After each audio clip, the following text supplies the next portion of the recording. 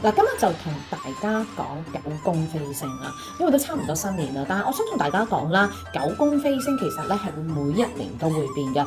最緊要係要配合埋你嘅八字啦，你嘅聯頭即係外局嘅意思，同埋你嘅坐向啦，亦都會有啲風水師會用埋八雜牌去幫你催旺佢嘅。所以咧，其實九宮飛星咧，你當好似係12生肖咁樣去參考。